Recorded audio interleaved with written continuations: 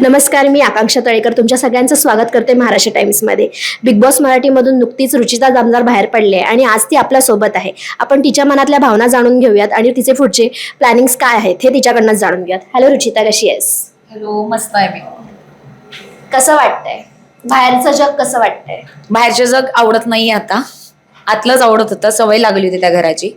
आणि आता बाहेर आल्यानंतर सगळंच असं वाटतंय की नवीन जन्म झालाय माझा मे बी, पण पचत नाहीये. बाहेरच्या जगात अगदी आपण घड्याळाच्या काट्यावर चालत होतो, तिकडे तुमचा घड्याळाचा काटा हा नव्हता. मग ते जग तुझ्यासाठी कसं होतं? म्हणजे स्टार्टिंगचे दिवस कसे गेले?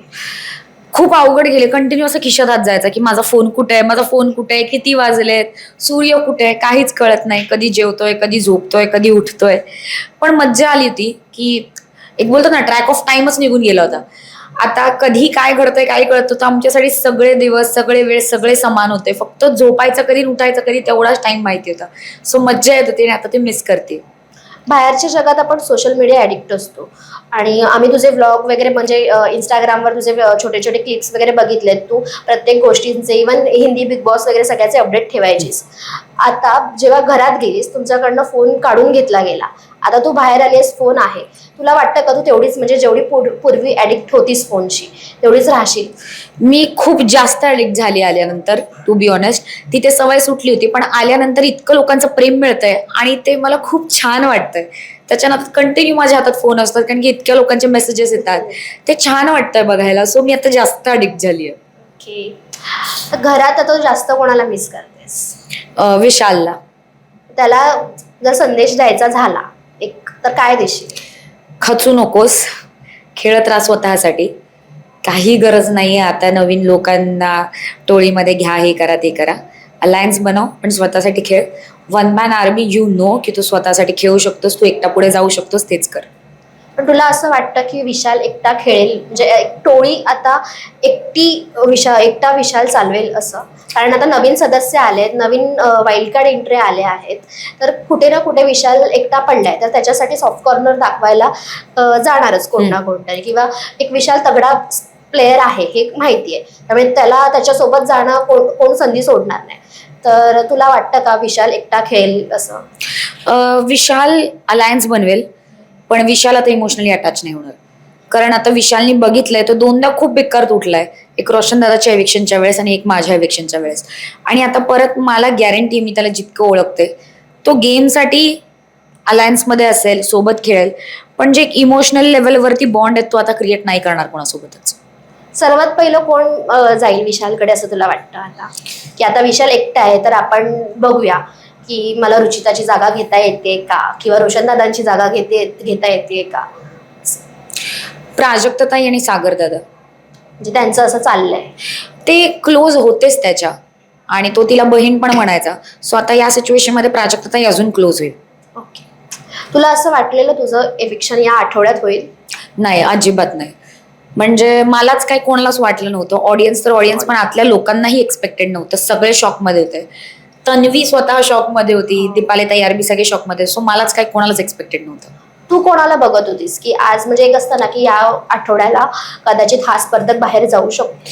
मला टू बी ऑनेस्ट खरंच सागर दादा वाटला होता. तो माझ्या क्लोज आहे, मला मान्य आहे, पण त्यांनी स्वतःच गेम गिव्ह अप केला होता. आणि तो स्वतःच बोलत होता की तू काळजी नको करू, या आठवड्यात मीच जाणार आहे. आम्ही जेव्हा त्या प्लॅटफॉर्मवर पण उभे होतो, जेव्हा माझं एविक्शन होत होतं, तेव्हा सुद्धा ते एनव्हलप उघडायच्या आधीपर्यंत तो असंच होता की तू का टेन्शन घेते, मीच चाललोय. त्यांनी ऍक्सेप्ट केलं होतं की आय एम. का असं काय घडलं की सागरदादांना स्वतःलाच वाटत होतं की मी बाहेर जाईल? कारण त्यांनी या आठवड्यामध्ये जेन्युअनली गेम गिव्ह अप केला होता. तो नव्हता ट्राय. आठवण वगैरे असं काही? त्याला असं झालं होतं की किती पण ट्राय केलं तरी लोक तीच कारणं देत आहेत. हे नवीन लोक येऊन त्याला फ्लॉप घोषित करतायत, आणि त्याला ते कुठेतरी टोचत होतं की ही नवीन लोक येऊन मला फ्लॉप घोषित करतायत. सो ते त्याला नव्हतं आवडत.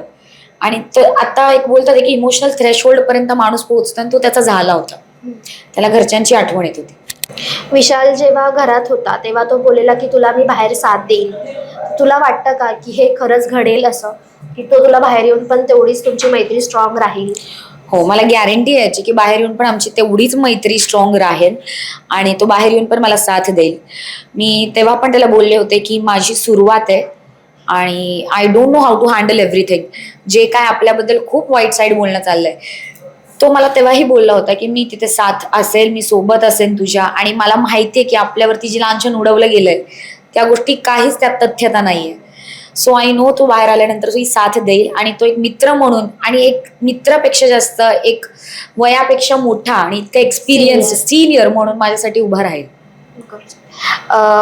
विशालवर घरातल्यांची रिॲक्शन काय?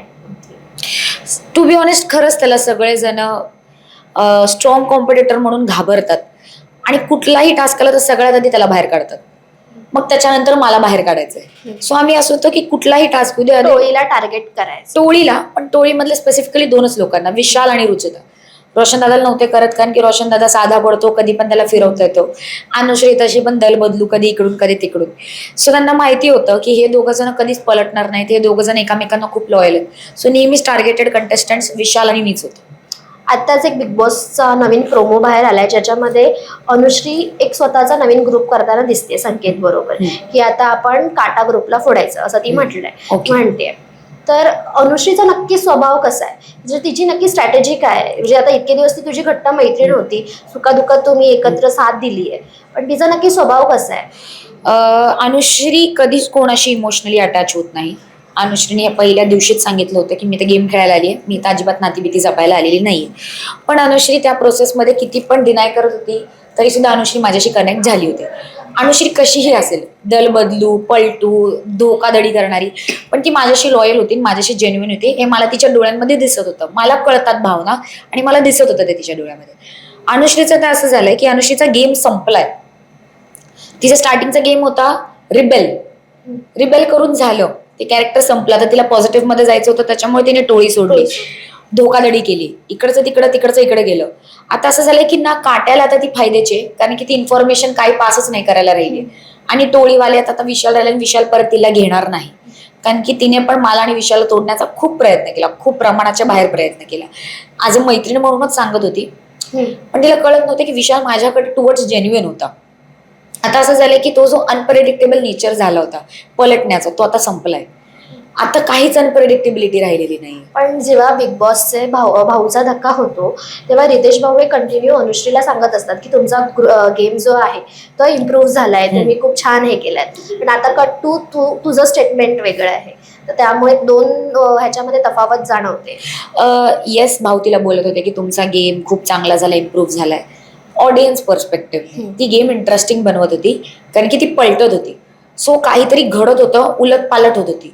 पण आता उलट पालट होण्यासाठी स्कोप नाहीये, कारण आता नो वन इज ट्रस्टिंग हर.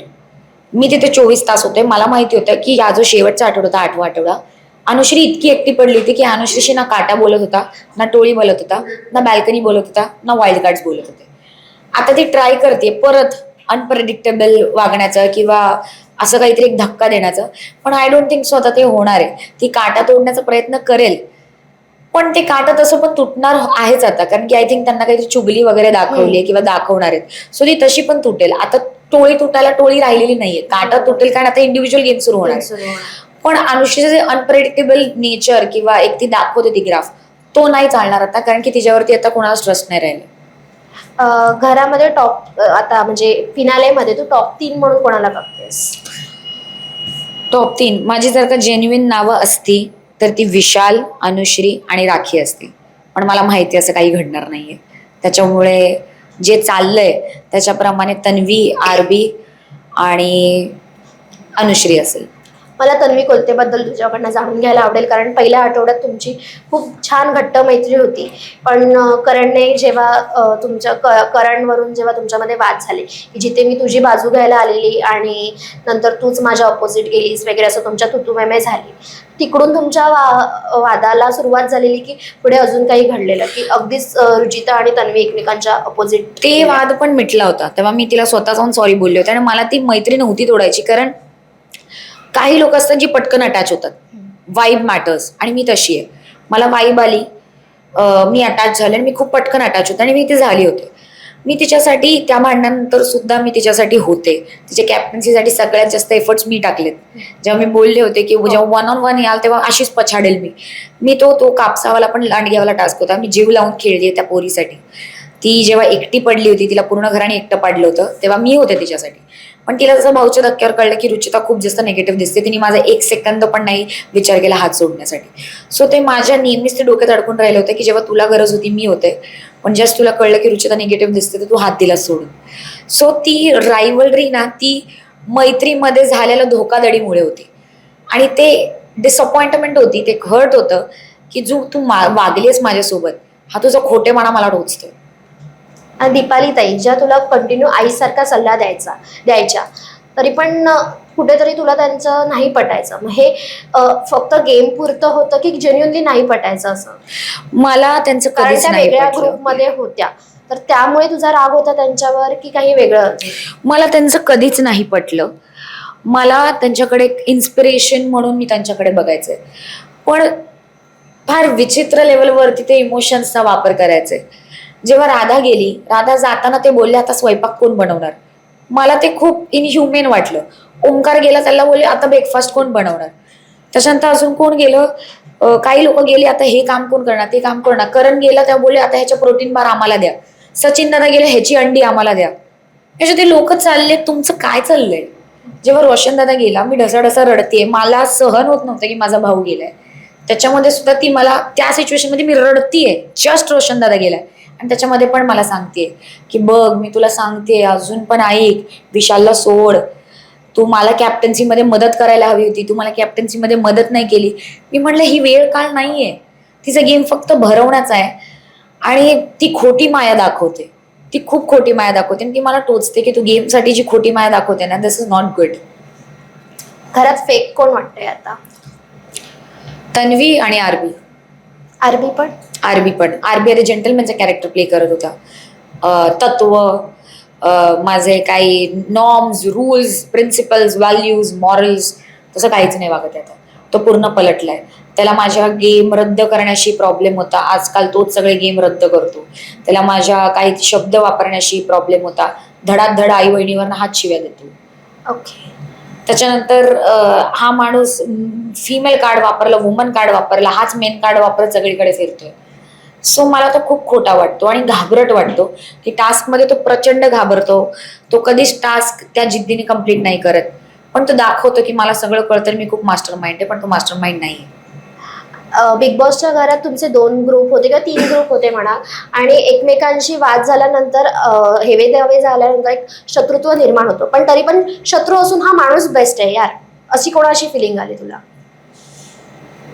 शत्रू असून माणूस बेस्ट आहे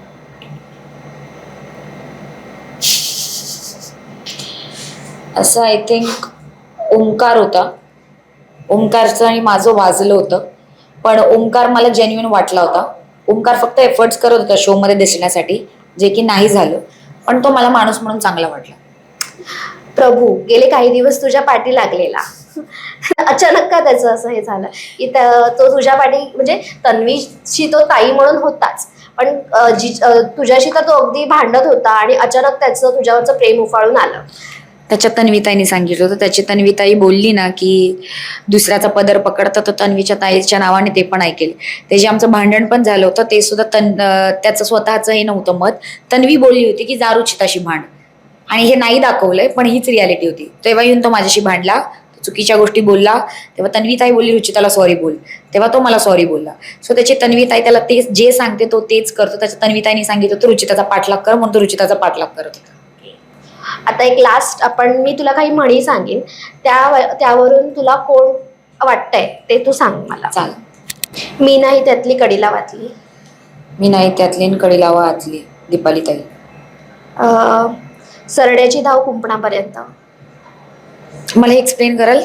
म्हणजे हा फक्त बोलतोय पण हा एवढंच करू शकतोय. प्रभू. काखेत कळसा गावाला वळसा. लाईक त्याच्याकडे आहे सगळं बोलण्यासारखं आहे, तो करू शकतो, किंवा ती गोष्ट त्याच्याकडे आहे पण ती त्याला उमगत नाहीये. सागर दादा खूप पोटेन्शियल आहे. पहिल्या आठवड्यामध्ये मला वाटलं होतं हा टॉप 5 जाणार आहे. तो ज्या प्रकारे भिडत होता, लढत होता, ज्या प्रकारे त्याची जी शब्द संपदा तो वापरत होता, आता तो कुठेतरी त्या भीडमध्ये हरवलाय, त्यांनी गिव्हअप केलाय. सो ते त्याच्यासाठी. उचलली जीभ लावली टाळायला. राखी सावंत, म्हणजे माझ्या नंतर तीच. आयत्या बिळात नागोबा. हे एक्सप्लेन कराल मला? की मेहनत एकाची आहे आणि एक जाऊन मस्त क्रेडिट. दीपाली ताई. करतीये तन्वी, दीपाली ताई फक्त एक्झिस्ट करते आणि मलाही खातीये. अंथरूण पाहून पाय पसरावे. प्राजक्ता ताई आय थिंक, तिला असं वाटतंय की तिचं पांघरूण खूप लांब लचक आहे, पण ते नाहीये. तिच्या क्षमतेनुसार किंवा तिच्या पर्सनॅलिटी अनुसार ती खूप इनोसंट आणि नाईव्ह आहे, पण ती मास्टर माइंड बनण्याचा आव आणते, पण ती नाही. ती आता एका ह्याच्यामध्ये म्हणालेली विशालला की या आठवड्यात काय मी जात नाही. तो कॉन्फिडन्स तिला कुठून आलेला असं? I really have no idea. तिने या आठवड्यात ॲज काहीच नाही केलं. तिच्या नाकाच्या खालून मी ती चावी घेऊन गेले. तिला माहिती होतं की जर का ती विशालकडे चावी आहे, तिने ब्लाइंड ट्रस्ट करून पूर्ण रात्र ती चावी त्याच्याकडे ठेवली. ती त्या चावीसाठी काहीच नाही करू शकली. सो मला नाही वाटत की ती काय नाही करते. गर्वाचे घर खाली. तन्वी, इकडे आड तिकडे विहीर. आता घरात कोणाची गोची झाली असं तुला वाटतं? अनुश्री इकडे पण नाही जाऊ शकत, तिकडे पण नाही जाऊ शकत, त्यामुळे आता नवीनच काहीतरी सुरू करते. उथळ पाण्याला खळखळाट पार. हे एक्सप्लेन करा मला. म्हणजे फक्त बडबडते पण आणि नुसतं ते दिसतंय, वलय निर्माण झालंय की ही फक्त दाखवते किंवा हा फक्त दाखवते मी टॉप आहे वगैरे. तन्वी 101%. वासरात लंगडी गाय शहाणी. प्राजक्ता ताई. का असं? कारण की तिला असं, मी परत तेच बोलले ते की सागर दादा आणि ती आता जे राहिलेत आणि आता संकेत आलाय वाईल्ड कार्ड झाले, तिला असं वाटतंय तिला गेम कळतोय, पण तिला गेम नाही कळत आहे. तिला थोडंफार नॉलेज आहे जे विशाल देतोय, ती त्याच्यावरतीच गिरगोट्या मारत बसली. मला फक्त तुझे फ्युचर प्लॅन सांग. आता मी या घरातून बाहेर पडली आहे, तर ऑफकोर्स मी जे स्किल्स दाखवले, जे स्किल्स आहेत, मला त्याच्यावरती पुढे काम करायचं आहे. मला ऑपॉर्च्युनिटीज ऑफकोर्स हवेत. मला नायिका, खलनायिका कुठलेही रोल मला करायला खूप आवडेल. Serials, movies. आता शेवटच्या ह्याच्यामध्ये तू बोललीस की मी अभिनेत्री नाहीये, विशाललाच बोललीस की तू अभिनेता आहेस, मी अभिनेत्री नाहीये. तू तयार आहेस का ऍज अ अभिनेत्री म्हणून यायला? मी अभिनेत्री नाहीये म्हणजे मी तिथे मी अभिनय नव्हते करत. मी अभिनेत्री आहे. मी 11 वर्ष झालं थिएटर केलंय, मी सिरियल्समध्ये काम केलंय, छोटे मोठे रोल्स कसं ना मी केलेत, पण मी तिथे अभिनय नव्हते करत. ओके, अशा आहे. तू अभिनय करतोयस किंवा तुम्ही लोक अभिनय करताय, मी तिथे अभिनय नाही करत आहे. मी तुमच्यासारखी दिग्गज अभिनेत्री नाहीये जे तुम्ही ते अभिनय करताय. थँक्यू, खूप मजा आली आणि तुझ्या सगळ्या भविष्यातल्या प्लॅनिंगसाठी all the best. Thank you so much.